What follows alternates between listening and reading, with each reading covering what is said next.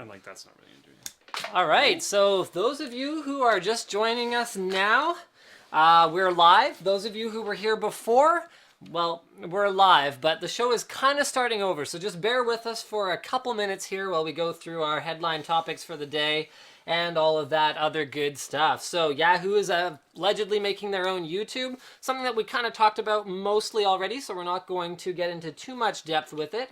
The R9 295, allegedly rumored, has been leaked. That is AMD's upcoming dual GPU graphics card, allegedly. Allegedly.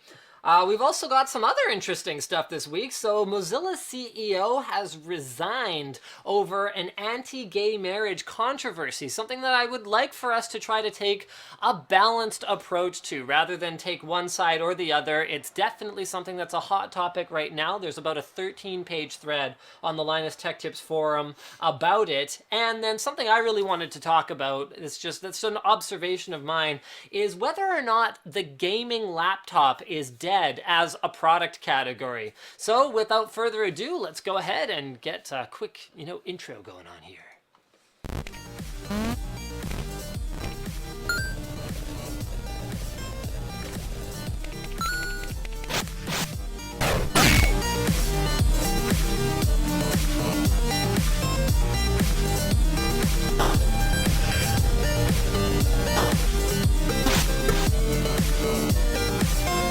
The show today is brought to you by Intel, actually Corsair as well, who are both sponsoring us to go to PAX East. More on that later, as well as Squarespace.com, the fast, easy, inexpensive, and scalable. How many words can I use to describe Squarespace? Way to set up your own beautiful website. Visit squarespace.com/Linus to learn more and to get a discount. More on that later as well. So let's jump into our first topic, and we're going to blitz through this one pretty quick, since some of you have probably already seen it. And that is that Yahoo is rumored to be working on their own YouTube. I don't think they're going to call it Yahoo Tube. Yatube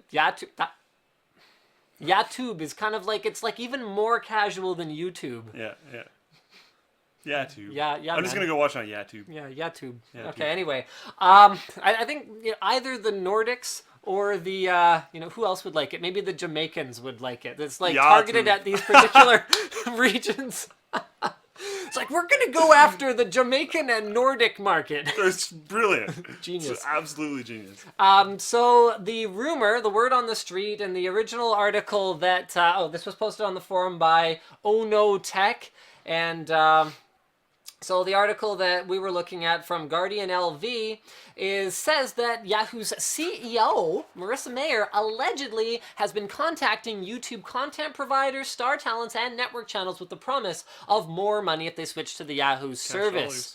Mind you, to me, the big challenge is, of course, the chicken and egg. You can't have an audience without content creators. You can't incentivize content creators unless you have a ginormous audience that you can drive traffic to their content with. And I don't know if their approach of going after the premium content creators is necessarily right, because that's part of what made YouTube so big and so hard to beat by competing. Well, I mean, Vimeo doesn't even really try to compete with them, but that's what makes them so hard to surpass in terms of size by other video sharing services, is the fact that they have this enormous mainstream appeal. So you could take all the music videos, all the Vivos of the world, and move them over to Yahoo, but then you've just basically turned yourself into a video streaming service unless you also have that community. And if you create a community interaction model, then it might go all Google Plus on you and blow up in your face anyway.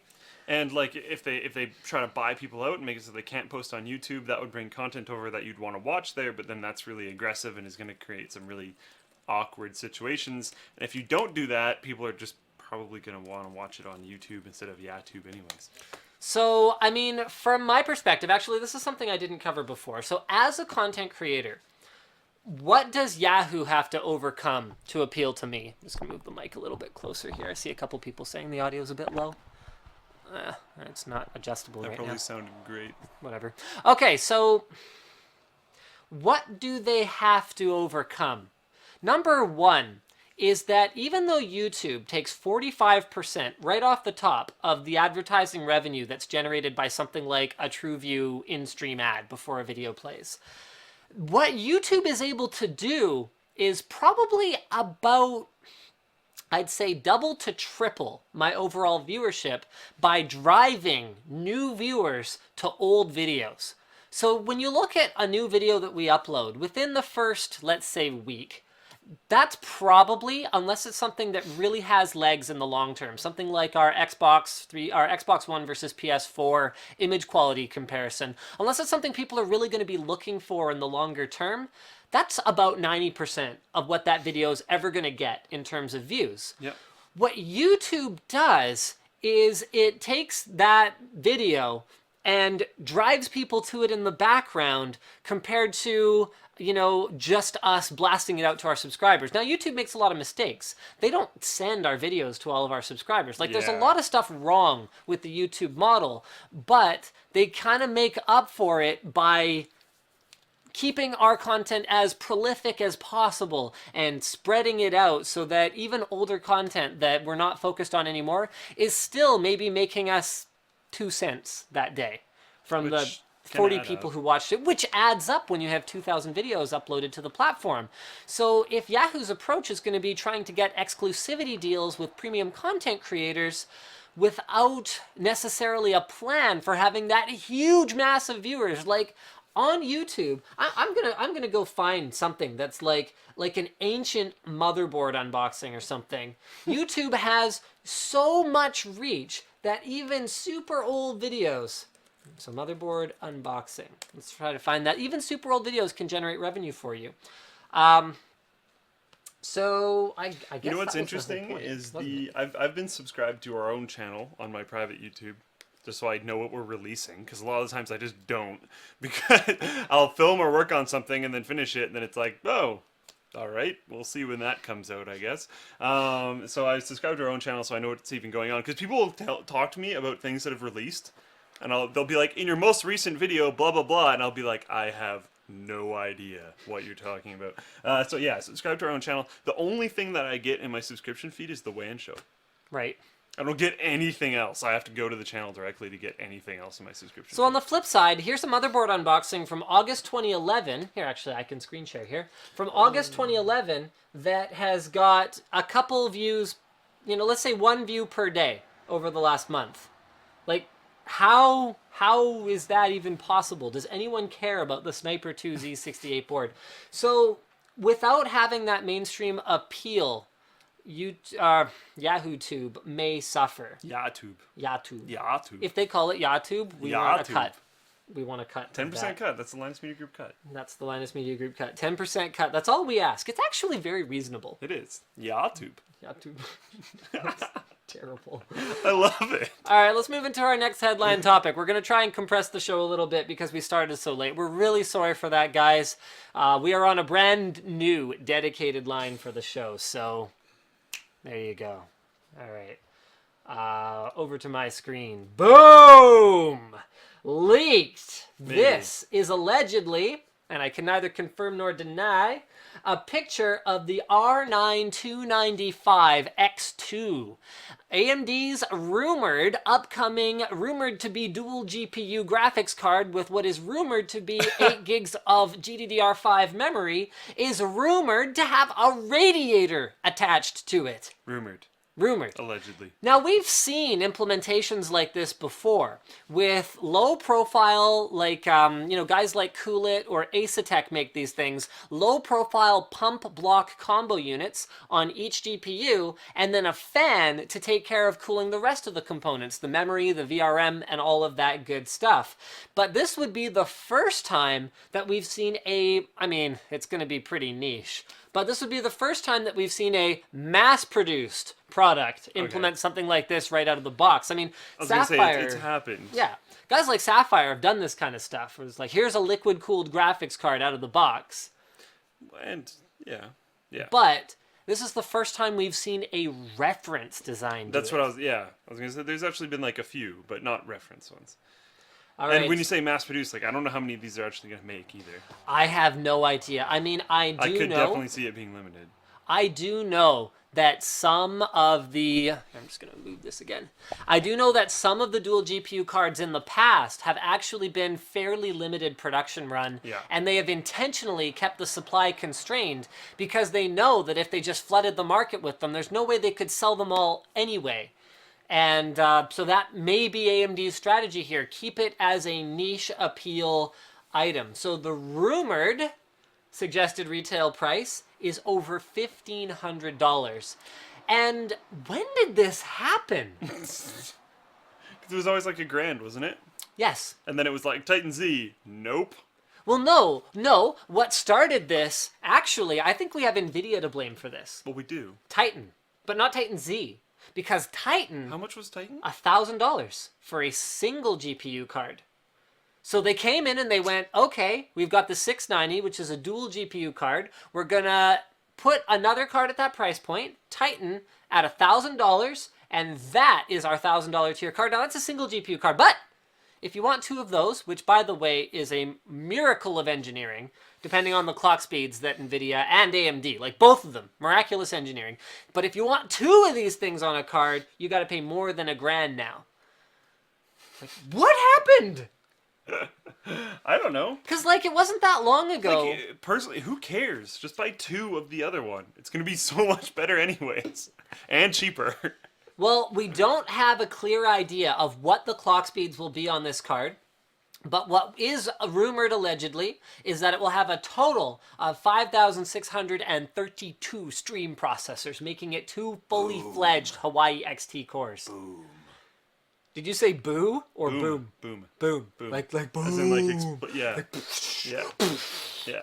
We should have sound effects on this show, like You know on what? the radio. You probably haven't seen this, but the Battlefield 4 Easter egg, if 10 people go around With a the buoy, thing, yeah. and Yeah. Did you note that an explosion happens to make that water thing? If you look close enough, right when he hits the water, Yeah. there's like a fire explosion, then it instantly switches to water. If you look close enough, it's there. And if you follow the people's camera when they're in the water, it's like it blows up. But like only for a second. It's how they're simulating the That's fascinating. Yeah. That is a cheap hack, and I It love is. it. Yeah.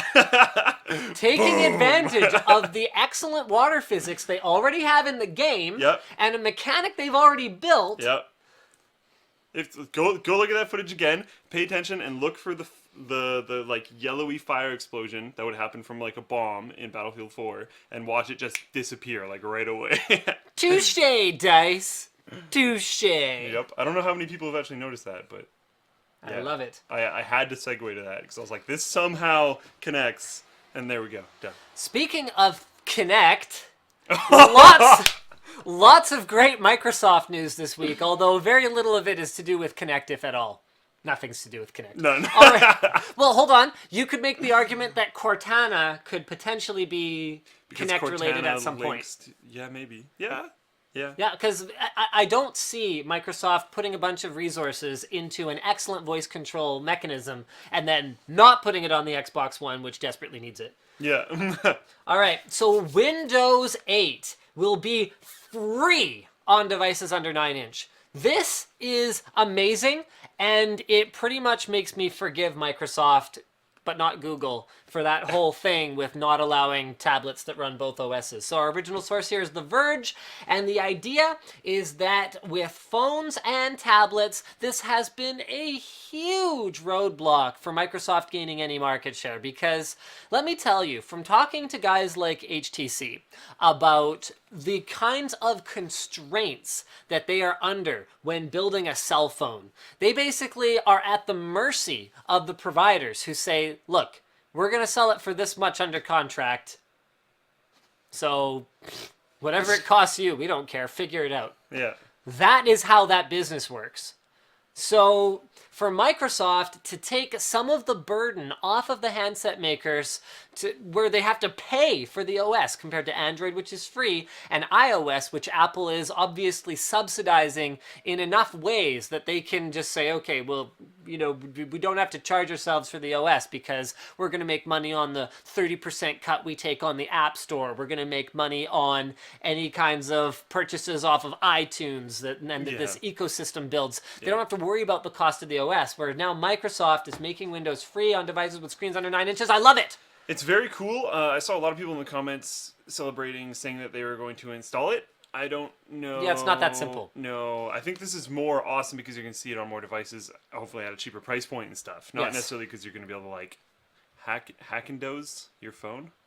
Although that would be cool. That would be pretty cool. I mean, But, that would be really and cool. like maybe that becomes a thing. I don't know, but right now it's like not. So Because, I mean, that's one of the big problems with Windows Phone. It's the very limited hardware that's available. that's another thing actually to segue into another topic, which I don't even know where it is. But they're encouraging people to make cross-platform apps now. So they're making it so if you make an app for the Windows Store on a Windows 8.1 PC, it should hopefully also work on the phone. Right. Yeah. No, they're pushing much tighter integration across the platforms overall. In fact, I've got a YouTube video here that we can just go ahead and have a quick boo This at. video is awesome. Yeah. The video's super. No, it's not that one. It's a different one. The video's Oh. super short.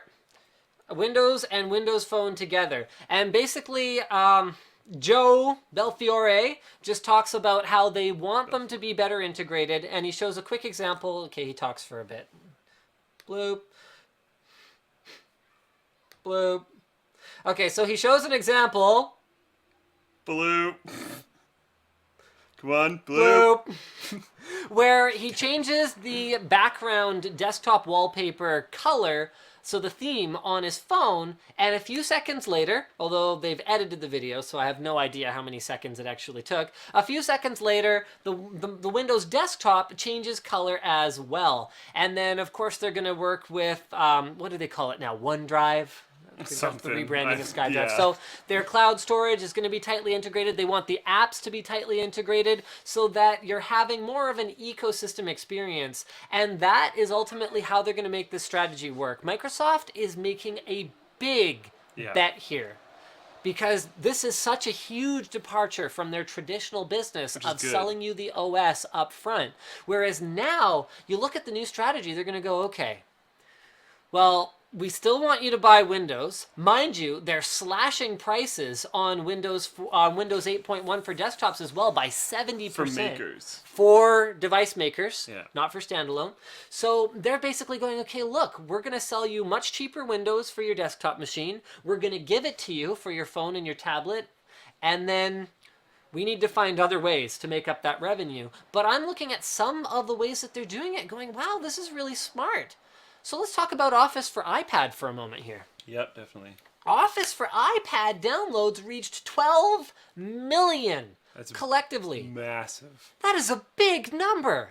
I mean, the number of iPads out there, I think, is estimated to be somewhere in the 150 million to 250 million sort of range. So if you look at that and go, okay, let's say even, the higher number is more accurate. That means that, like, 5% of iPad users are so tired of the other productivity solutions that they want Microsoft Office, which, let's face it, is probably the only reason that a Surface RT ever sold a single unit.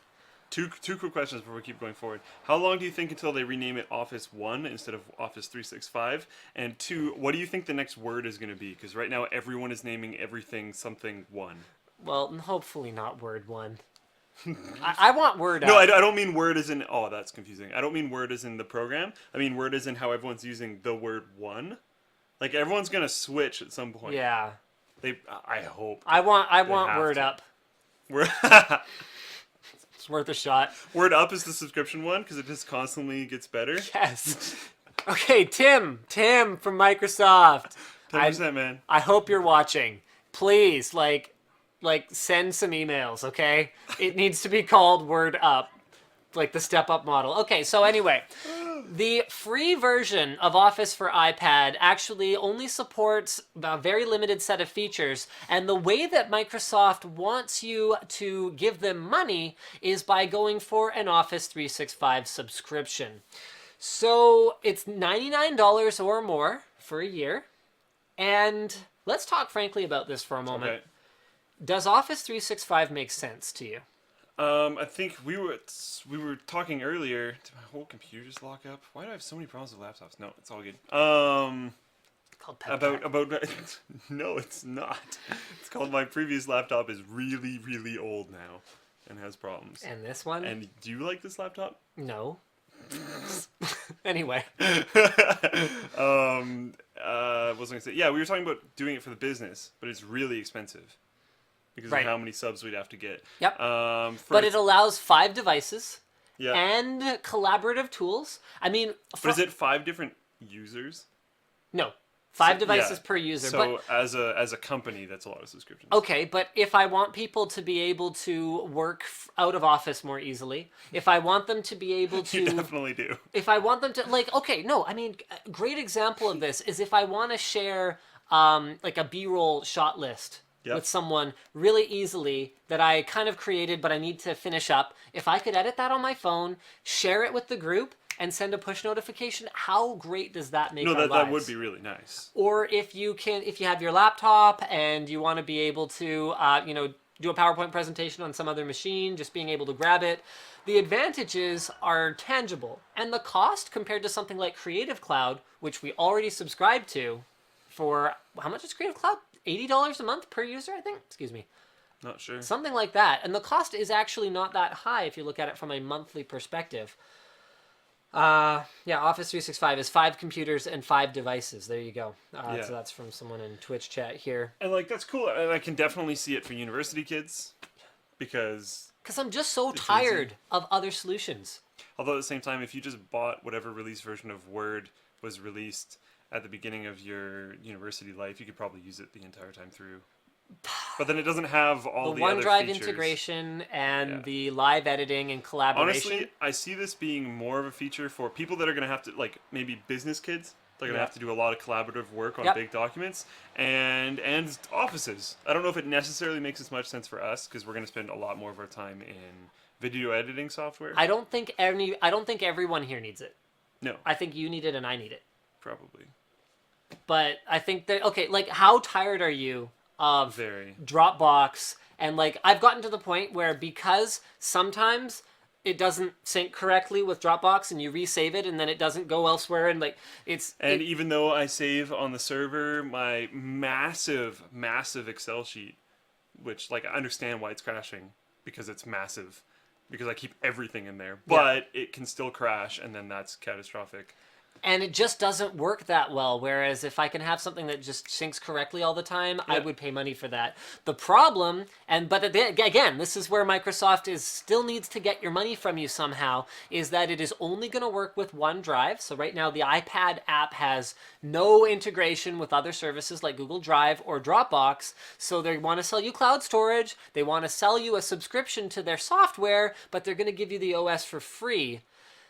It sounds crazy because it's Microsoft, but is it really any different from what other guys are doing? I just saw someone type in Twitch chat, it's not free because it's a subscription, you idiots.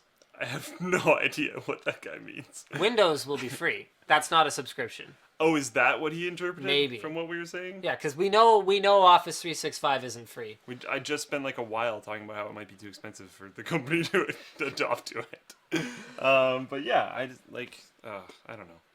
All right, so let's move on to... Oh, actually, no, there was more good Microsoft news I wanted to... yes! The Windows 8.1 update. So I think you're a big fan of everything that's going on here. So maybe I'll play the video for them and you can kind of talk while Joe talks. Or doesn't talk because he's muted. So, Okay. so go hard. So I saw a leak on The Verge. I saw a leak on a bunch of other things. New York Times, which I was really scared of going to because of what they've done to me lately. I feel like an abused child when it comes to the New York Times. Some people will get that, not everyone. But this is a leak about different, well, not really a leak, it's official, about different things that are coming to Windows 8.1 Update 1. They should have just called it Windows 8.2, but... Or Service Pack 1. Or Service Pack 1, or something that they've done before, but whatever. Everyone sucks at naming nowadays. I know, right? So we'll just take it, I guess. But they're we'll stepping back and doing some things that they should have done for a long time, and they're doing some of them in very interesting ways. So they're doing stuff like you can boot and resume directly to your desktop. Yay! Super cool, but then at the same time, this is very easy to hack in yourself. And why wasn't that a feature before? Anyway. And why wasn't that a feature before? Yeah, straight But to desktop. No modern UI. Yeah, All right. seriously. Windows Store apps can now open as windows and can be pinned to the taskbar. That is very cool because it's super frustrating when I open something and like the default program, which I know I can change, but still is a Windows app. And then it's like, how do I even get out of this? How do I get back to what I was doing? Why is it my full screen? All this other junk. So now it can open as Windows on your desktop, which is nice. I mean, I think the most offensive one there had to be the picture viewing app, the default one. My God. It is the giantest, steamingest pile of garbage ever. Yeah. Like, it really is. So I'm going to go ahead, I'm just going to open up, like, one of my thumbnails, and I'm going to intentionally open it with this terrible, terrible application. Why It's you this ever one, would. Photos. Who knows? Why you would ever want to use it, I have no idea. Okay, so Photos. So I open it in this thing, and it's like, okay, what can I do? Oh, okay, it's actually managing to switch between I've rarely photos. even seen it be able to do that before. I know. So half the time it doesn't even do that. How do I make it full screen? Okay, and then But then like, one thing is you're doing all this with a touchscreen as well. and I'm doing this with a touchscreen. It's a lot worse without a touchscreen. Yeah, like I exactly. hate that thing. A lot worse. It's the first thing that makes me realize that I'm on Windows 8. Is See, and like, then you're trying to press the escape button because Yeah, you're like, I want to out because of it's this. a full screen application. Escape should make it not full screen. Because you're supposed to escape the application. But anyways, yeah, now a thing going to be in Windows. That's very nice. They're also going to have minimize and close buttons in the top right hand corner, which is going to be nice. So if you're in full screen, you can actually minimize it now. It'll minimize it I'm to your showing them that taskbar. now. Although Or go to your we desktop. just barely cut off, so they can't see it. Awesome. Anyway. That's great. But yeah, that's there now, which is awesome. And again, should have been there for a really, really long time. They added media control to store apps in the taskbar, although this was definitely already a thing. In Windows 7. But like they added it to the store apps, which is like, okay, I don't. That definitely should have just been like an automatic knee jerk. We need this to be a thing, not a added feature. But You can shut down the whatever. computer without dragging your mouse to the bottom Yeah. corner, carefully moving it up so you don't go outside of the little band there, and then yeah, so that's good. Happy that's back. Happy the search is there as well. And then there's also now a tile icon for PC settings. So there's like almost no reason to swipe in from the right anymore because that was super dumb. So luckily that's no longer a thing. There's now right-click context menu for things in the modern UI junk, which hopefully will never be in there anyways. And you can like move groups of things around because you can now multi-select by holding control. Again, hopefully it'll just never be in there anyways. One thing about that though is that's not intuitive at all for people who are like touchscreen computer operators. It's like, yeah, you can rearrange like that. To me, holding control to multi-select is a power user thing. That's not something my mom does. So like even implementing features like that in modern UI, it's like, why are you even spending the time? Yeah, in modern UI. Yeah. Yeah, definitely agree. In the rest of the computer, it's like, okay, that makes sense. But Yeah, I that's use it all already the time. a thing. Yeah, it's already a thing. So yeah, I hear you on that. But then again, hopefully you're just never going to use it anyways. So who cares? Let them innovate as much as they want. In the all apps section, things are now highlighted, as you guys can probably see on screen. Nope, he's not showing it. Anyways, now if you go to all apps, newly installed applications will be highlighted, so you can find them easily, which is like, all right, cool, I guess. And then what everyone actually cares about, which we are still can't see, is the new start menu. I'm not very good at this. It's just, if you now click on the start menu, it shows a more classic styled start menu, and then it has Metro styled things on the right, which I actually think is pretty cool.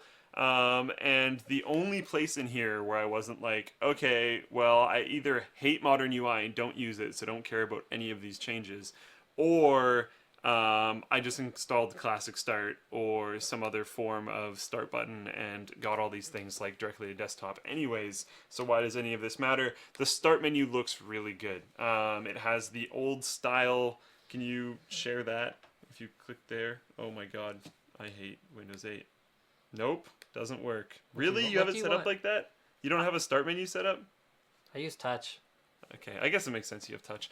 And I don't use the start menu. I pin everything. I haven't touched the that's start true. menu on my desktop in Yeah, you months. just pin everything. Yeah, that's true. But Yeah, here, now I you, can now show you can guys. pin. So now I you can show you pin guys my Windows setup. apps. Yeah, I could pin modern apps if I wanted to. Why you even would want to, no one knows. But now you can do it. Now we can do it. My So- thing is now you not pinning them, but now they open in Windows, so they don't disrupt you as much. At Yeah. least if you accidentally happen to open a modern app, you can just close it. I mean, you know what the funny thing is when they tried to simplify when they try, okay, when Microsoft realized that most people are only running probably a couple dozen apps on a daily basis on their computers, and they went, okay, well, let's create this modern UI where there's like nice big clickable buttons for them all, or touchable, or whatever they are. What they screwed up was probably just the fact that it completely took over your screen and stuff like that, because I actually agree with the approach. Which is why I like the new start menu, which Yeah. if you have showed it yet I can't find it in the video. Okay, anyways, maybe You do it. Google image search? But Because I can have plug no- into you. Okay. Yeah. Uh, But I realized at that time that I'm already like that anyway. I only have, I mean, now that I don't need a separate launcher for every one of my games, and I can just launch everything through Steam, I only use like maybe 20 programs. yeah. So there you go. And like the nice thing about the new start menu, which I think I finally found, don't plug it in yet. It won't switch to it anyway. Close that. Okay. Whoa. Yeah, don't worry about it. I know. Okay, so can we show this now? Yep, should be fine. But you can't see Oh. that. Great. Here, hold on. Hold on. Oh, Press I the see. thing. Yeah. Wow, this thing is so poopy. I hate this laptop. I know. I don't like it either. We've been through this. We've been through so very many things. All right, just Just drop that in Google the image box. search this. Just Windows 8.1 Update 1 Start Menu. That's all you need to do. Why you make my life? so Anyways, difficult. it has the more classic-y style start menu with this. It has an all apps thing, but I believe that's essentially the search button. And then on the right, it has Metro style buttons. I don't even know why I'm describing this when you're just gonna pull it up. That's not it. Where is it? This one? No, No, what did you even type in? this one. That must be it. I don't think so. Oh, No. Not at well, all. why didn't you just link This me is to it? horrible. You're horrible. Update 1. What? Oh, all right. I don't even know what you're talking about. That's one, I think. Is this it? Are you sure? That's not the one I have on my screen, but that's one of them. No. Yeah. No, no, Close. no, no. There. Okay, That's it. we finally. All right, so this is from Ars Technica. Oh, you guys have been watching this whole thing. I was screen sharing the whole time. Okay, there we go. So So you can see it has a more classic style start menu on the left side, then it has more, I almost said Metro tiles. That makes so much more sense to me. Modern UI tiles on the right, which is actually totally fine because you can even see here there's a feed. And I like that a lot. yeah, Because you can have feed style. All I'm going to put in there really is feed style stuff. yep, So that I can just like click there, figure out what's going on right now. And like if I'm YouTube and stuff like that. I Yep, want to totally. put all my feed style things in there, just so I can, if I'm going for apps, I can see all these other things happening, which I think this is actually great. And that's why I'm super stoked about this, because I think this is actually the direction they should have gone in the first place. I think they figured it out. This is so much better, in my opinion, than any of the ones that at least I have tried. Maybe there's one out there, because I haven't tried anything on Windows 8.1 in a very long time, because I'm just using Windows 7, because I'm more used to it and I like it. But that's the direction I'm hoping for, so I'm excited for Windows 9, because I hope they keep doing stuff like this.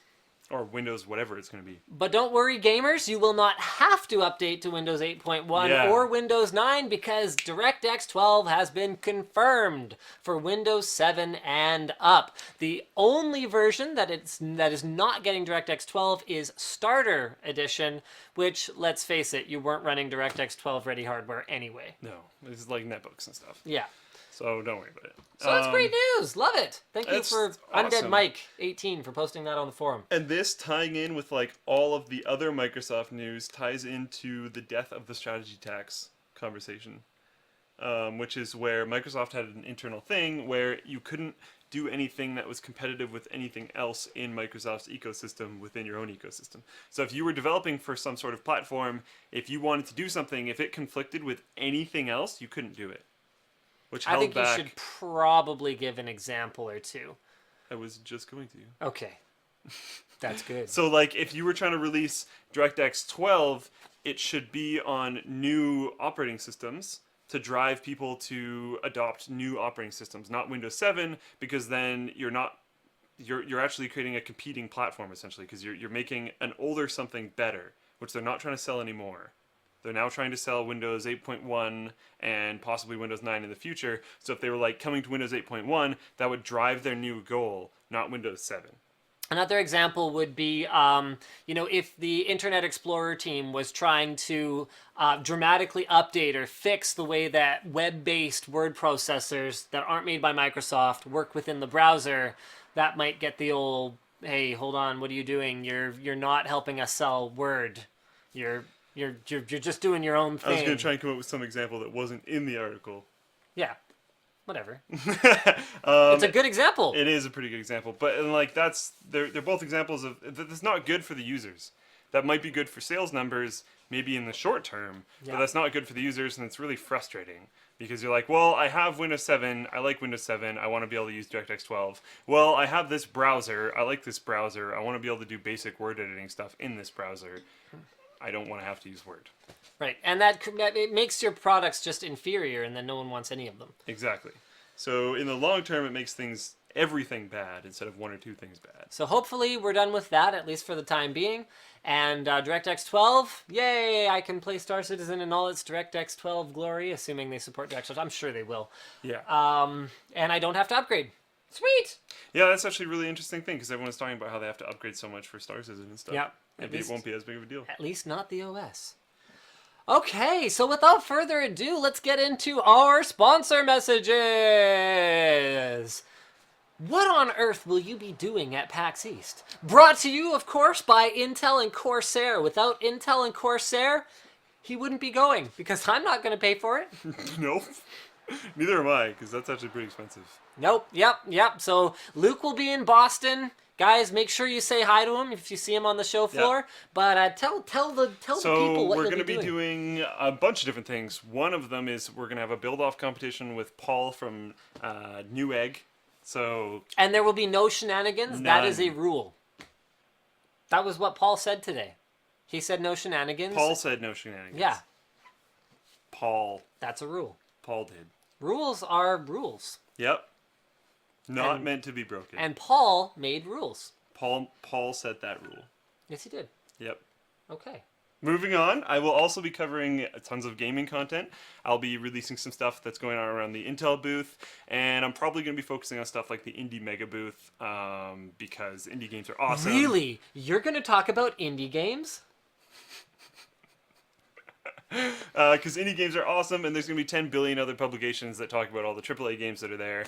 So we're just going to cover indie games, and maybe a few other ones, but probably mainly just indie I games. actually don't care what he does. No. Nope. He doesn't even know what's going to be there, probably. Nope. I have no idea. So basically, from my perspective, I've asked him, we have to do a few things for our sponsors, so we have to make sure that we're bringing you the very best coverage of what Intel's got going on there, which is some pretty cool stuff, which helps a lot. We're also going to have a pretty sweet giveaway that we're supporting that's going to involve some kind of ASUS tablet. I don't know exactly what yet, so that's going to be pretty... And possibly another thing. Pretty freaking smurf, possibly other things as well. So we're going to have that going on, so we're going to be promoting that. But other than that, I basically went, okay, Luke, Brandon, it's B team all the way. You guys decide what kind of coverage you want to create, and there's no pressure to make like a billion videos, so I just want them to bring you guys the best, like, summarized, tight content that they can from the show, so it should be really great. We'll also, Brandon and I both got into the Star Citizen show on Thursday night.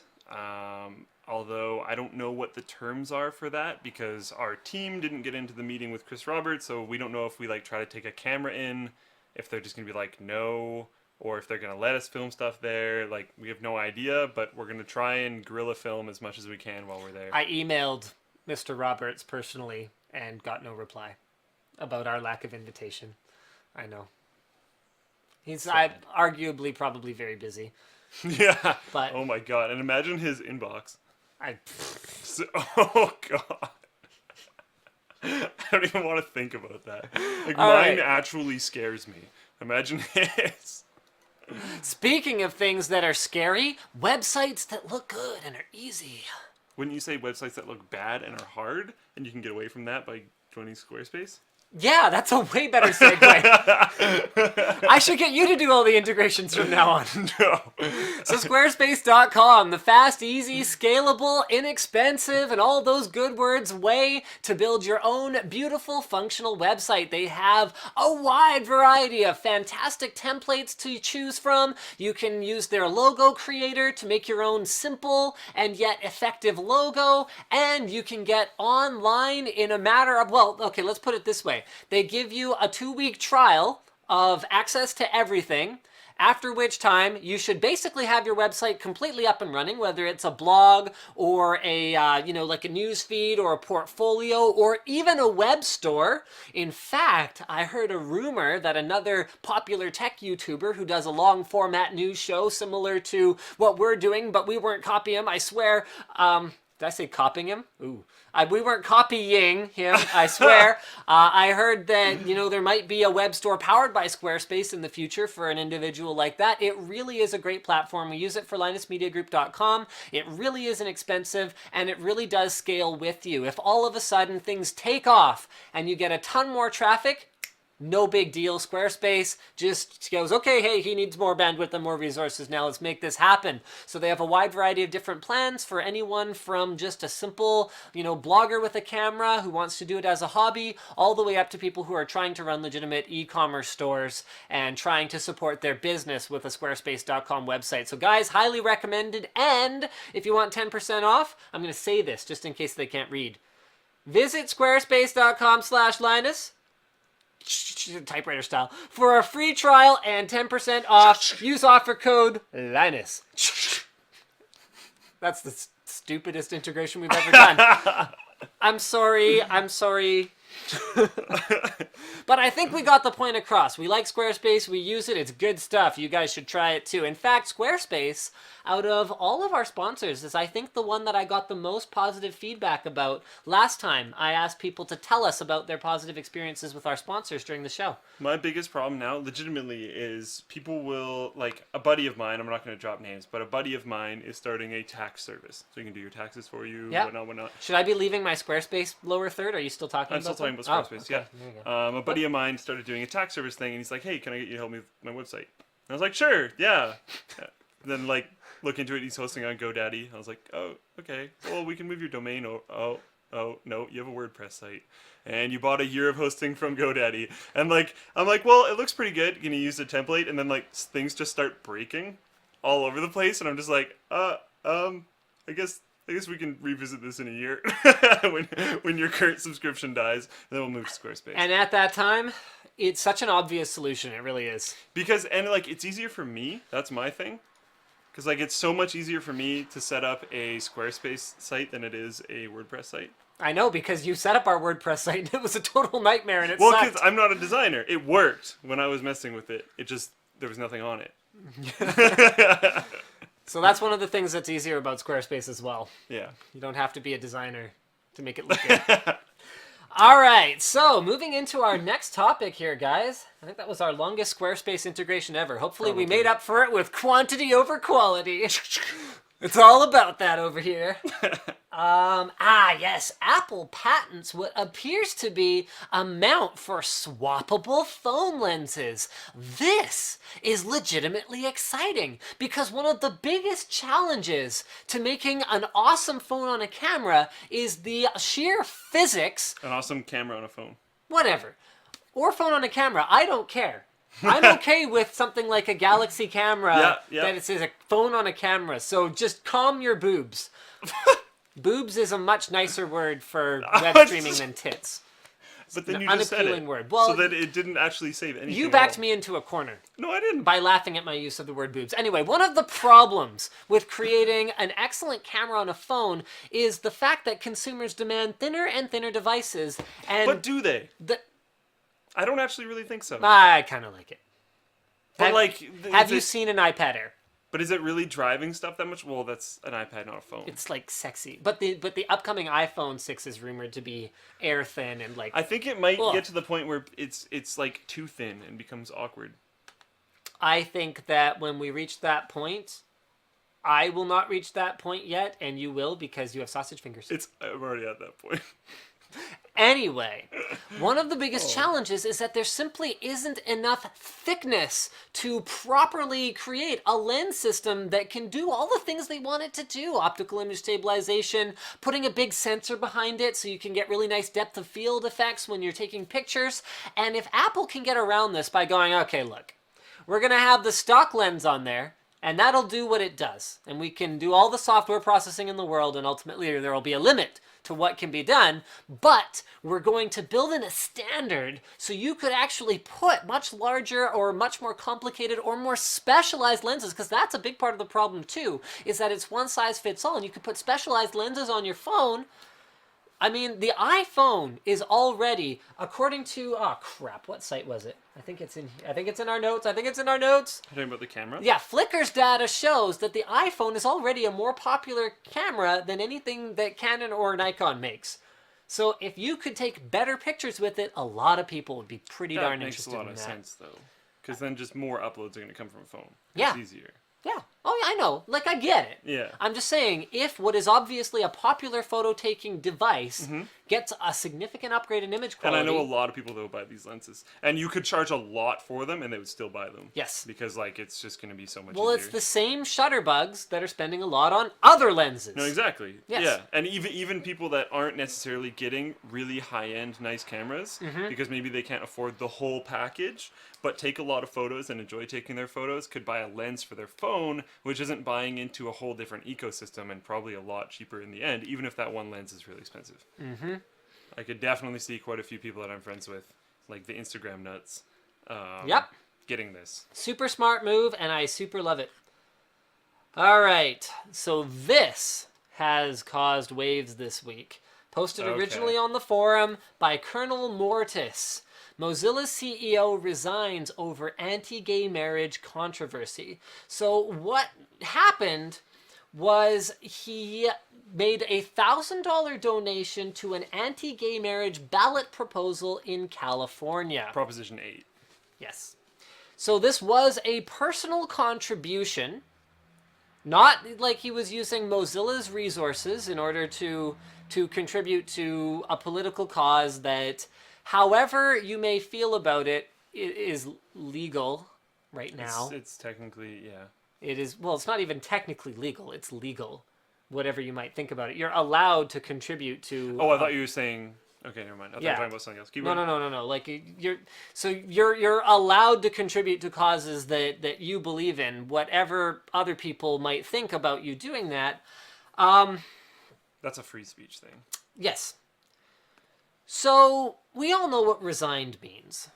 I mean, 3 other board members resigned around the time that he was appointed CEO. We already know this. Before this whole thing went down. So we know that.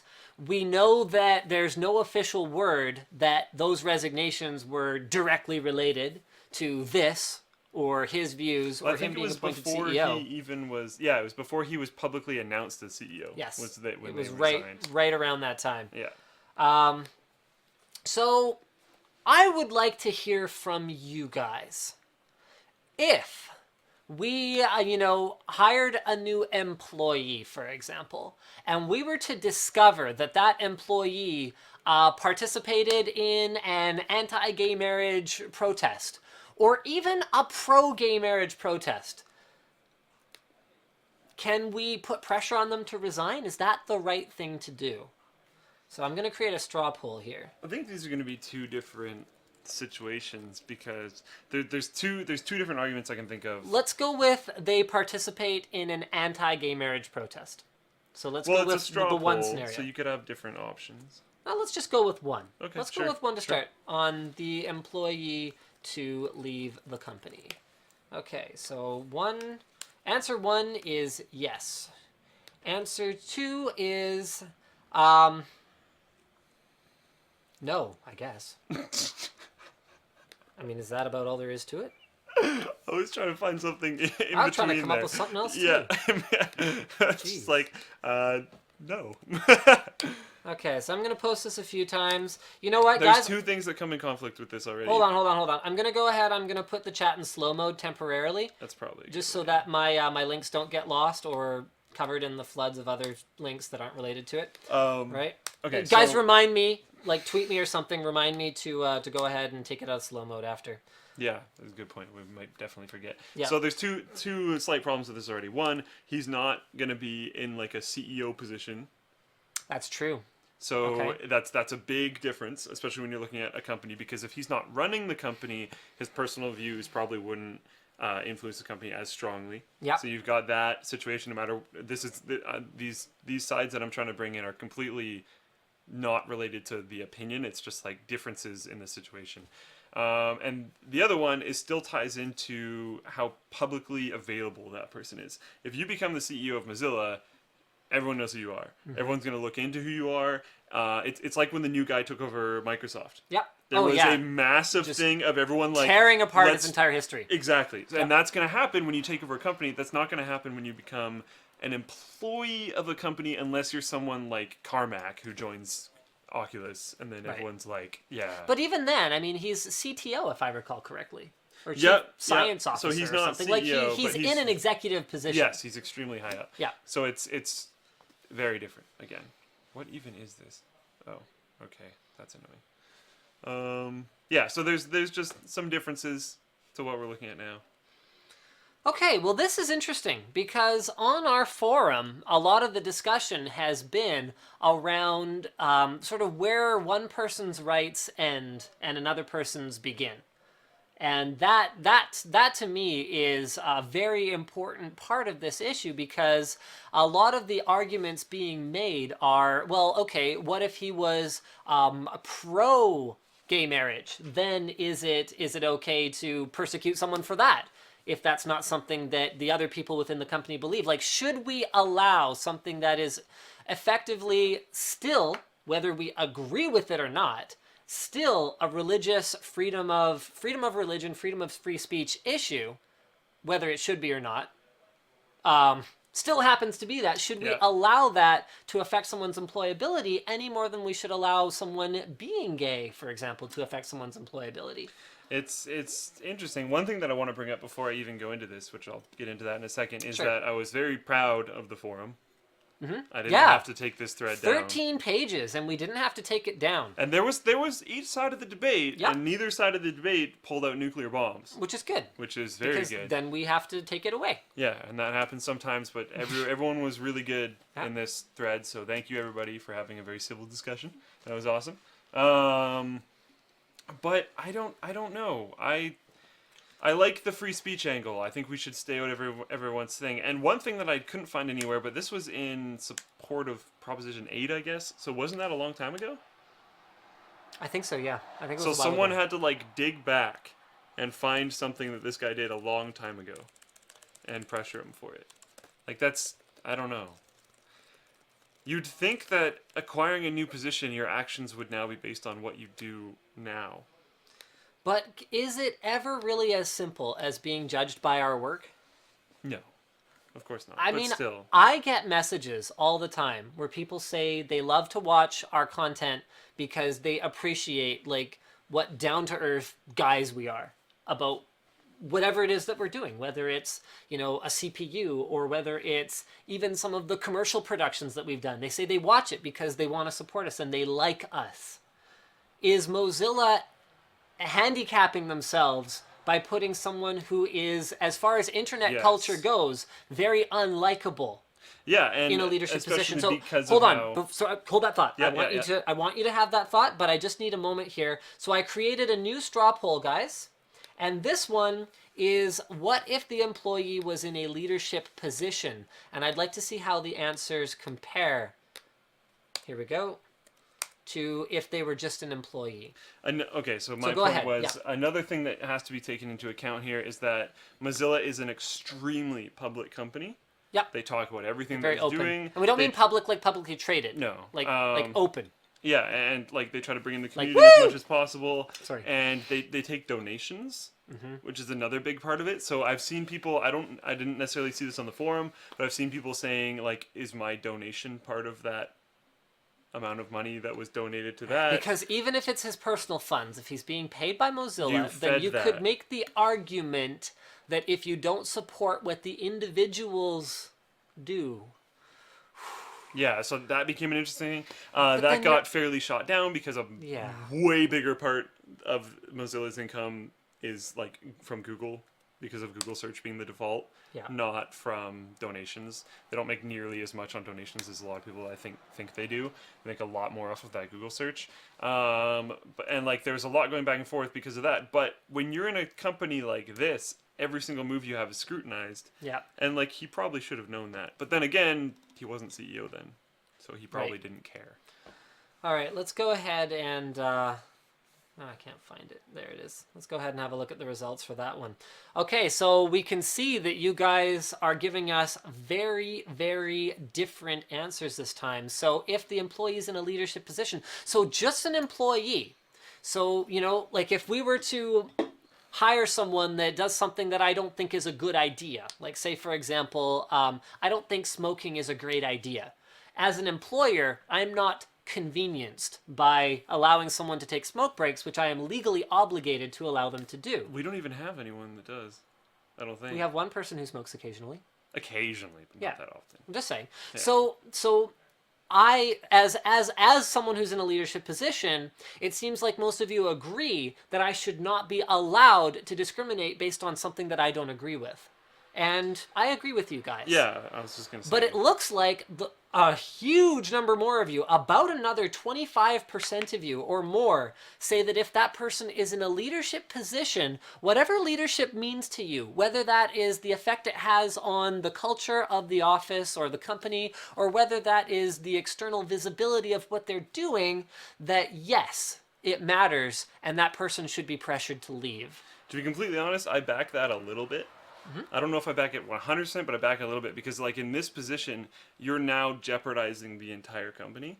Yeah, It's I mean, something that you've done. We've had conversations. I mean, you guys don't see this on WAN Show because we're not going to have it out about things like the direction of Linus Media Group in front of you guys. But we've had conversations where there's something you don't like or there's Yeah. something you don't agree with. And Or you, or anyone else. or anyone else. Like, I like to feel like I'm very approachable here. And if someone doesn't like something, they can say, Linus, that is a bloody stupid idea. And I we hate do. it." And you do exercise that privilege, not a right. That privilege does get used. And I think that's important. And I think that me being in a position where I can be questioned and I want people to be on the same page as me creates a culture here where we agree and we work together, as opposed to feeling like if we're working with this person, we are furthering something that we don't believe in. Yeah. And I think that if we were to hire someone who doesn't fit with our culture, that is a big problem, And I whatever actually- it happens to be. I actually think that's one of the reasons why we can be so productive, is even if there's been certain things that we've done that I don't agree with, I think there's been certain things that we've done that everyone in the company hasn't agreed with on some level. But we always find good compromises. Yep. And we always find something that works really well. But the problem is that, to me, the only compromise on the gay marriage issue Yeah. is That's to not just that's not a yeah. ignore it. Yeah. And But if then you that's not ignore a it, problem that we really then that's have. not a solution at all. And neither party will be happy at all. And that's not a compromise to me. But then as a company, your standing is probably going to have to be ignoring it. Right. But if you rely on donations, then you're in a bit But of then a they don't. strange Oh, position. I see what you mean by ignoring it. But then, like it ties in because they're not ignoring it at that point. Like Oh, maybe the I've sort of what I meant more was the solution to the problem at all. I now figured. Like if we that just let is- people do yeah. whatever they want and ignore what they're doing. Yeah, I thought you meant more like the company ignoring Yeah. it externally, because I think as a company you need to kind of back off of these things because it's very personal opinion and your company is made up of a large group of people, and speaking outward, unless that's the whole goal of your company, then that makes a lot more sense in my opinion. It comes down to how you want to run everything. Like, isn't it Chick-fil-A? Yeah. Is really religious or whatever. Yep. But then you're going into that knowing that that's what you're getting. Yep. A part of this problem too is Firefox is always been very, very open and accepting of everything, Yep. and then that position is not open and accepting. So Right. then it goes against the company's more like what people envision the company as. Not necessarily what the company has said they are, but what Yeah. people envision the company as, and what some like everyone views these big companies as people. Yep. I think So we even get viewed that way a lot. And yeah, you know what? Honestly, yeah, I might create another straw poll for this because we don't take a public stance on almost anything. no, I don't know that we've ever taken a public stance on really anything. unless it has to do with computer hardware. Yeah, unless it has to do with computer hardware. But my response to people when they've asked me, what do you think about, abortion, or what do you think about this, or what do you think about that, is look, I'm a tech personality. My personal life is my personal life. And then when I'm at work, I talk about tech, and it is my job to be opinionated about tech. But it is not my job to be opinionated about all this stuff. And the response when people press me is, look, I'm not an expert.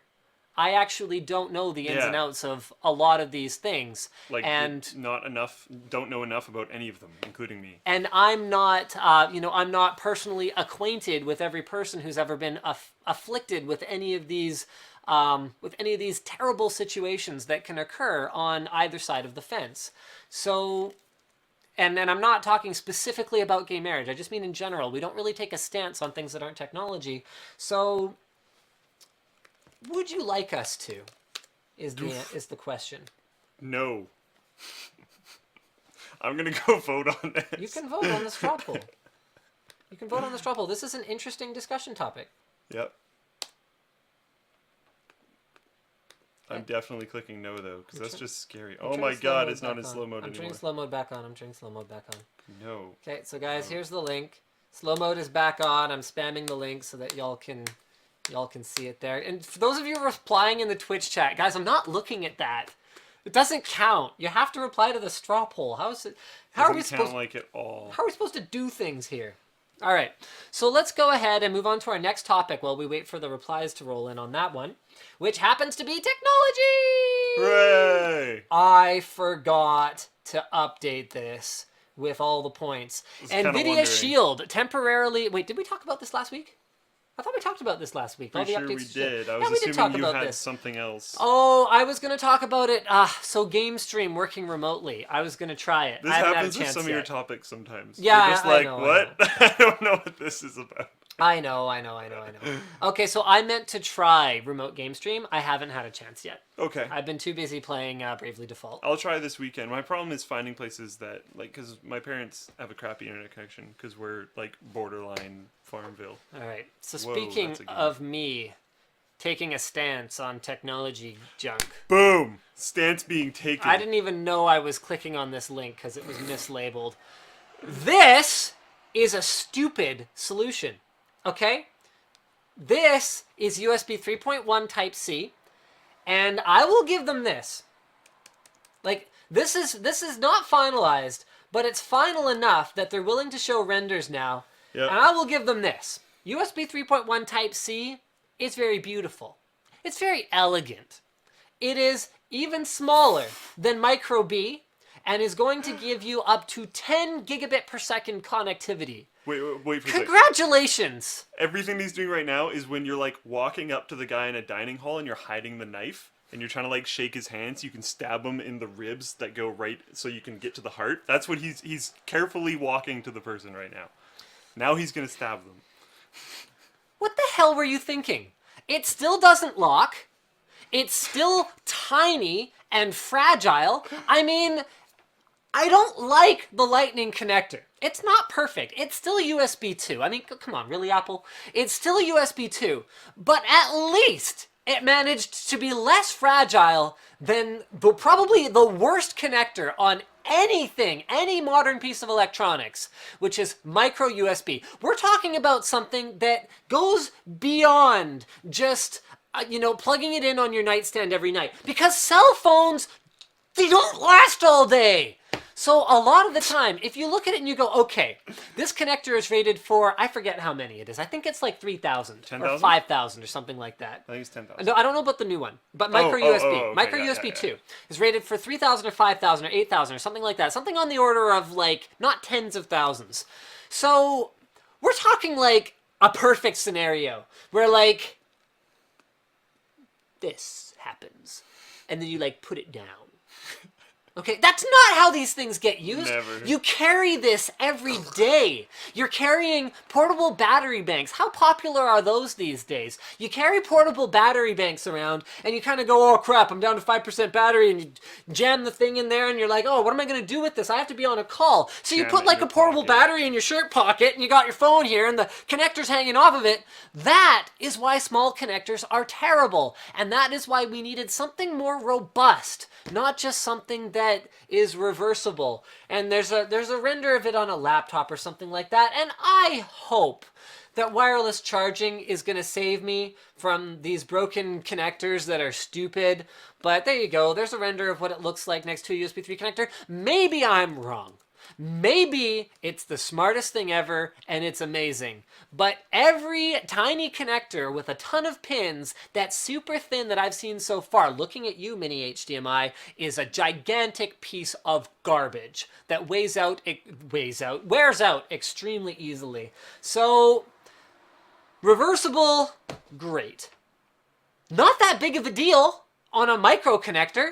What am I gonna? Are we gonna replace all the connectors on the back of my computer with these micro connectors? Is that gonna be better, having tiny plugs? Okay, like At least I could find it with my finger. how hard is it to? How hard is it to memorize which way the micro USB connector in your phone goes on and put a dot with a marker on the one that goes up or something like that? Like, this is not that big of a deal, reversible. I think reversible is great. I think that is one of the cooler innovations of the Lightning connector, but I think that having reversible at the cost of durability, which is another assumption, I can't quite judge it until it arrives, until I hold it in my hands and break one, because I will, in all likelihood. Look at it! I'm done here. Let's talk about my next We should do a rant. video when they first release. We should do like Linus kills all Type the C, all the Type and have C like a deep dark torture scene where you just kill a cable. That's kind of creepy, actually. It'd be kind of awesome, probably, because you could make it like deep dark torture scene, but then also funny, so that it loses the edge. Now, I wouldn't actually care that much about micro USB if if wireless charging were more ubiquitous. And this is what kind of blew me away. Did you find some of the comments I was talking about? I ended up searching more. Okay, Yeah. I don't remember where they are, but There's a if few. wireless charging was more widespread, I actually wouldn't care. Because if I only had to plug it in once every, I don't know, couple of months when I'm trying to load a custom ROM on the phone or something. Like, if that was the only time I ever had to use the connector, fine. Make it as tiny and fragile as possible. I don't care, because I'm going to be offloading all of my pictures automatically with BitTorrent Sync anyway. I'm going to be syncing all of my songs with some other solution. Well, probably BitTorrent Sync. BitTorrent Sync's awesome. Yeah. I'm going to be doing all of this wirelessly anyway. Give me wireless charging so I don't have to worry about it. And this is what blew me away, because I've already had a conversation. I already told HTC that I will be slamming the fact that the M8 doesn't have wireless charging in my review, because it can. It's not the metal backing, it's not really anything. They might have to make it a hair thicker or whatever else. But it could have had wireless charging. Maybe it would have been more expensive to make. All that stuff. But I already told them I'm going to be slamming it, and their response was, does it really matter? And I was like, well, yeah, of course it matters. And he kind of went, well, I don't know, does it? I mean, lots of other major players don't have it yet. And I'm like, well, yeah, but if you're going to call it a Cadillac ultimate, wonderful device phone, and it really is, it's a fantastic phone, then it shouldn't be missing something that phones that cost half as much have. And then I read the comments on this USB article, and I've got people just being like, well, isn't wireless charging slow? I'm like, wireless charging will not replace a cable connection. I'm like, okay. Well, it has for someone in this office already. Yeah, I know that for a fact. Where are some of the other ones? It's really long comment section. Look where your scroll bar is. Yeah, I know. That's why I couldn't find stuff very quickly. The issue is not the speed, but that it creates more heat loss, and that's bad for this or that. And I had no idea that there was so much negative sentiment towards wireless charging. And I understand HTC's PR guys, or it does social media for them, I think, so not PR technically, but I understand his perspective now, because here I am thinking it's obvious that wireless charging is fantastic, And many And, people like, are opposed to it. I don't get the people being like, oh, but cables are so much better. It's like, yeah, well, you can use both. Like, Ethernet is amazingly better than wireless, but you like both of them because they both are better in different situations. Obviously, that's not exactly the same because for wireless charging, you have to put it on a block or whatever. But if you can just, like, toss your phone somewhere and have it charging immediately instead of fighting with a cable all the time, is that not a good thing? We have someone in the office that I don't think has plugged in his phone since he got it. Because why would he? He just has these wireless charging pads They're everywhere. like $25 on eBay. So he just puts them all over the place, and then he's like, "Oh, click." Whatever, puts it wherever. So he it has charges all the one time. down in the shoot. This is Brandon. He has one down in the shooting area, one at his desk, and one at home. And it's like whenever he sits down at his desk, boop. Whenever he's filming, boop. His phone's never even close to being dead. Like, But I just had no idea that people thought it was bad. And to the people saying, you know, what about the heat? What about that it's slow? It's not like it doesn't have a connector on it still. Don't use it. or I love our only use the compressor. I didn't connector. even peek. Yeah, It's fantastic. you like peaked in real life. Yeah, I know. I was like shrieking, and I'm sorry for that. Yeah, whatever. All right, let's go back to our straw poll. This is interesting. So I always had a feeling this was the case. Only less than 30% of you want us to take a public stance on anything that isn't technology. And you know what? That sounds about right to me. And that's I don't want us to take a public stance on anything that isn't technology. That's the reason that I've always just completely avoided engaging in any type of conversation on that stuff, because the way that I see it, we should form opinions about the things that we are experts on. And not even that, but in that kind of stuff, it's a lot more personal opinion based stuff, and we can give them information, and then they can come up with their own opinion, and that's how it should work, anyways. And I guess if someone, you know, dug up my $1,000 contribution to the, you know, End Kittens Foundation or something like that and was unhappy about it, then I see you picked like the most opposite thing as to what you would ever do. I love kittens. And but this is an example of me avoiding giving really. I don't think it's really funny because I don't think anyone has any idea what I think about much of anything. I've seen people. I've gotten some really wicked hate mail about how religious I am, and I've gotten some really wicked hate mail about how anti-religious I am.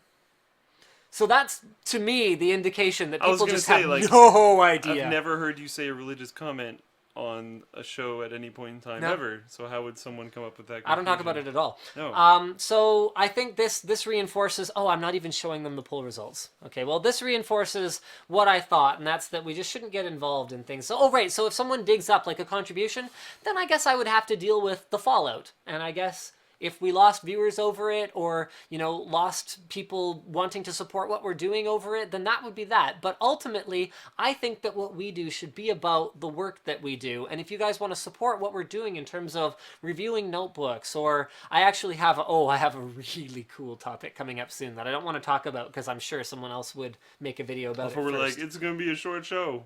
I know, right? Nope. No short show. Anyway, I think we're done with that. The people have spoken. They don't want to know what I think. And that's fine by me. I completely agree. We weren't going to start doing it anyway, even if you people did that. Didn't matter. Just so you know. Oh. Amazon Dash. Do you know anything about this? A little bit. I think this was added like during the show by Dominic, so yeah. I think that was added by me, and then I did none of the notes because I didn't have any time. Wicked. So he did all. All right, let's talk about Amazon Fire TV then. So this is Amazon's entry into the very Fire crowded... TV. I thought you were talking about Dash. No. I thought you just said Dash. Yeah, I don't know anything about Dash though. I didn't look into it. I hadn't seen the topic, so. Oh, okay. I'm going to talk about Fire TV since I know something about that. All right. So Fire TV is their $99 set-top box, available now, and the reviews are pretty much already in. It is a streaming device, so it supports, Hulu, Netflix, Amazon's video streaming service, of course. It is a relatively powerful device, so it has a quad-core processor and 2 gigs of RAM at $99.99, no less. Mind you, I would make the argument that something like an NVIDIA Shield makes a ton of sense for twice the price, given that it is also portable. Yep. Just throwing that out there. It has wireless N. It has support for, oh yeah, in addition to what I already said, it has support for Vimeo, MLB.TV, and NBA. It is probably, according to user reviews, it looks like it is pretty much the best solution, hands down, for Amazon's own instant video streaming service. I would hope so. But much like every other streaming device on the market, and holy cow, there are a lot of them, it lacks a certain level of polish at launch and a certain level of integration with popular apps that people are using. So one of the big features that they're talking about here is the voice control that you can use to search for content and play it back. Voice control that only works within Amazon's library. Yeah. But the word on the street is that it's actually at Netflix's own request, that their voice control is not searching Netflix's own library. And that's kind of weird to me. Yeah. One of the other things that Amazon... So right now, whatever the reason is, that feature is not necessarily... It's kind of half-baked. And then the other thing that's supposed to be really cool about it is it's supposed to help you do all of your comparative shopping without you having to actually look up each of the individual services. So if you want to watch something, then you search for it, and it should tell you where you can watch it for cheapest. You know what's getting frustrating? I don't see this on the supported list here, and as far as I know, there could have been an update or something, but as far as I know, it doesn't work on Chromecast either. But Twitch. Where's Twitch? Twitch is not on the radar for, like, executives who don't understand about game streaming. Twitch needs to push and get themselves on the radar. Do they? I want them to be on the radar. I mean, okay. Because right now, it's like the only thing I really watch on my TV is... They have an iOS app. They have an Android app. Okay, so they made those themselves. Yes. So anything running on a platform like iOS or Android, which, let's face it, is lots of stuff. Yeah. With the exception of things like Apple TV, which it still baffles me, can't install apps. Anyway. Doesn't that take care of most people? Yes and no, because a lot of the people that are going to be buying Chromecasts are going to be fairly technical. But they could just push from their Android or their browser. It's other not device. as good, though. Yeah, I know. It's not like nearly as good. You need to be able to actually work with the Chromecast. Screen streaming is not nearly as strong as just pushing through the app. I don't like. Come on! I want this to work. Someone might be proving me wrong. Maybe there's an update for Chromecast as of now. Twitch works with XBMC. Yeah, okay, that's not. XBMC is kind of a big deal, though. XBMC runs on some of these other devices within their own operating systems. Like, for example, Pivos's streamers. Yeah. You can run XBMC either natively right on the device, or you can run it as an app within Android. Personally, the only one I really care about, this might even sound kind of bad, but the only one I really care about is Chromecast, though, because I'm not interested in really playing Android games on my TV, and if I am, I'm just going to use my Shield, because that makes sense, and the Chromecast is $35. Yeah. It's so hard to compete with. It's $35. Like, it's super cheap. And you get free shipping from Amazon. So it's like, it's actually just $35. So back to Amazon. Speaking of Amazon, they are touting it as a gaming platform as well, and you can get a gamepad for $39.99. Although, and I haven't verified this, one of the reviews seemed to indicate that you can't use third-party gamepads with it, which is a disaster. Oh. It should just work with any Bluetooth gamepad, because by the time I buy this for $99.99 plus a $40 gamepad, I could pick up a Shield for $200, use any old Bluetooth controller, and I've paid maybe $100 for something that runs on batteries, is much more flexible, and as in like console mode, is actually pretty usable. With a powered USB hub, which you can get on Amazon for like $8, and an on-the-go connector, I was able to set it up so that my Shield can be perpetually powered and perpetually have all my peripherals plugged into it. Yay! Fantastic. Like, it just kind of works. I know I pimp Shield a lot, but it really is a fantastic device. I'm excited for the second one. I'm super excited for whatever Shield 2 ends up being. I'm still not sold on the way you hold it. Okay, fair enough. Your hands are not the same as my hands. Yeah, and that could change in number 2, or it can't, and I'll just get used to it. I don't know, it's fine. And one thing that I'm not super sold on as well is a lot of games for Android. Mm-hmm. This is not on the game streaming front, but the Android gaming front are not designed to be able to control with the controller. No, but they do have the remapping. Yeah, but a lot of them, like, you have to tap on the screen really quickly. But and I you don't need the screen tapping ability. I don't care because I haven't really found any Android games that light my fire, Worth so to speak. playing. Yeah. I found a few, but like I ended up playing through one, and I found myself holding the shield in the weirdest way possible because I had to hold the screen of the shield like a phone Yeah, I know. to be able to. So I Yep, was like, this that's a is challenge. really weird, That's really awkward. and I made it work, but it was like, okay, this is weird. I mean, for me, it's one of those things where 95% of what I do on Shield is watching videos or using GameStream. Yeah, And it's a great device for that. but then that brings back the point that I was talking about, where I don't really understand or agree with the fact that it has all this Android in it, and then all of the stuff that has to be in there, like the hardware to support Android. They could have made a way cheaper device that just supports GameStream. But then, who cares?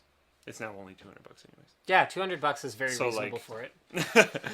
Okay, so let's get into not game stream, but game streaming technologies in general. Laptop conversation. Yeah.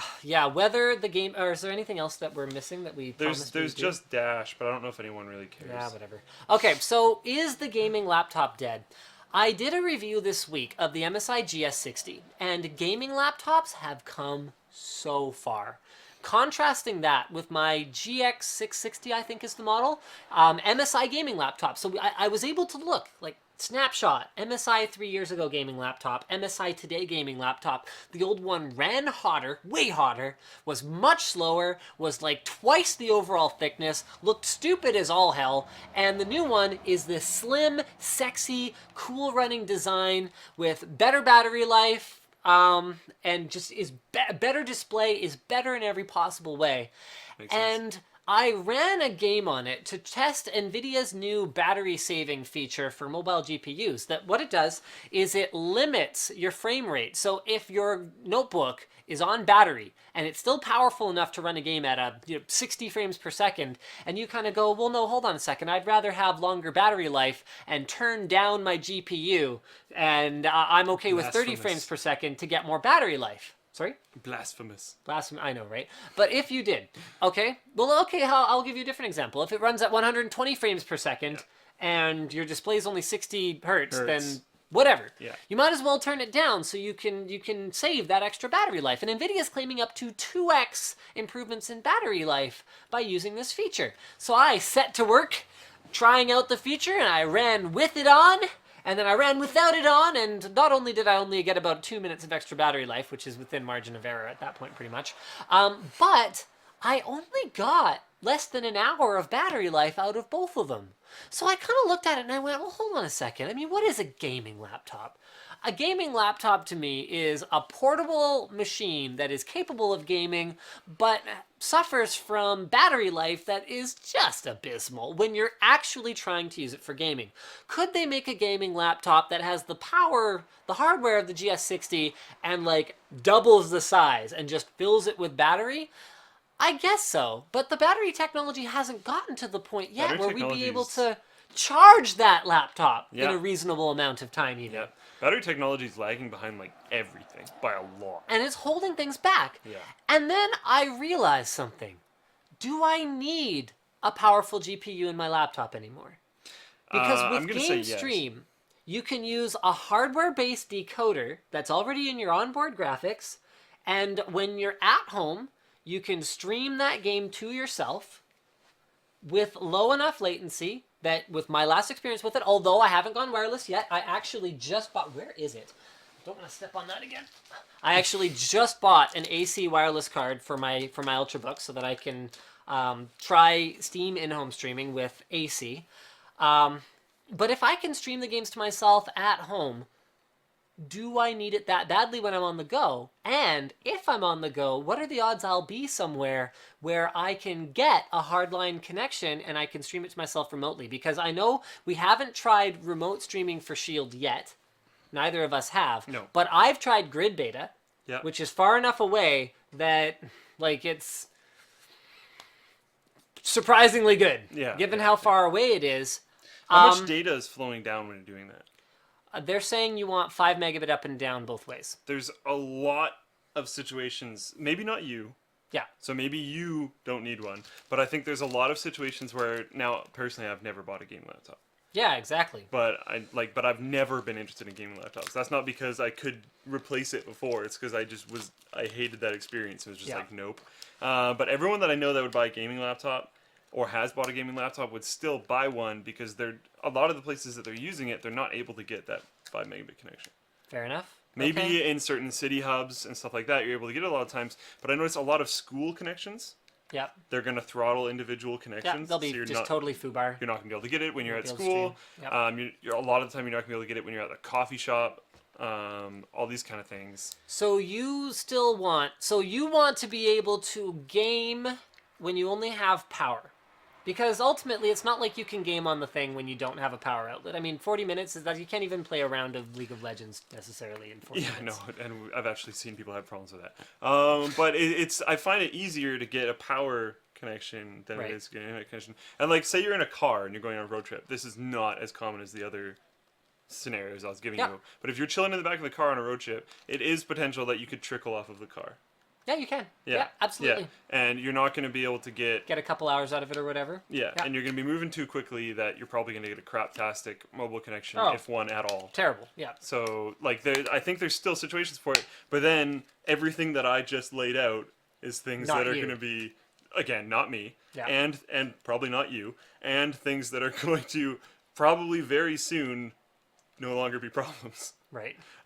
Whether it's the school scenarios that I'm talking about, where those connections are probably just going to get faster as they have Yeah. been, and then that's not going to matter. Or if it comes down to the car scenario that I talked about, where Korea is already working on that, Yeah. creating that insane mobile wireless standard, which will make it so you could be moving as fast as a bullet train, and it won't even matter. So at one point in time, in the hopefully not super long future, all of my holdbacks are not going to matter. 'Cause But I'll as of never- right now, I can still see the merits. I never see myself gaming on the go. And when I'm at home, like even if I'm at home, like I'm on the couch or whatever, I don't feel like going and getting my charger. No. Would I use Steam in-home streaming or would I play natively on the device?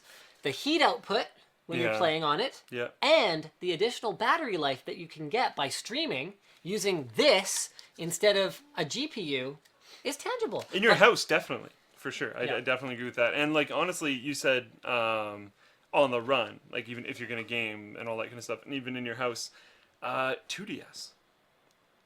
It's cheap as all crap. I can play it anywhere. Austin Evans is video calling me. Should I just take it? Sure. Is there like 10 billion people? Apparently. It was probably a misclick, man. I'll be like, sup. It was probably a misclick. He probably just tried to video call like everyone on his contacts, because that's a lot of people. Kind of is. Anyway, I think we're pretty much done with the show for today. This was fantastic for me anyway. I hope it was as good for you. But That awkward moment after. on that disturbing note, peace out, guys. Thank you We for gotta do tuning that. in. We're sorry we were late once again. We will have for those of you who didn't catch the entire show, we will have the archive up fairly shortly. And I think that's pretty much it. Bye, guys. Bye, everyone.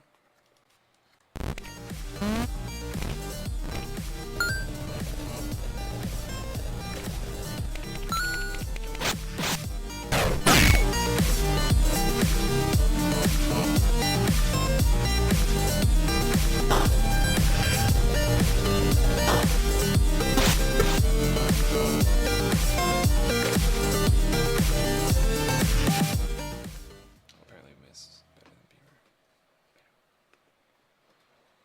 I love how you know that you're talking and the mic is on, and you still do it. You do it too. Well, I'm quiet.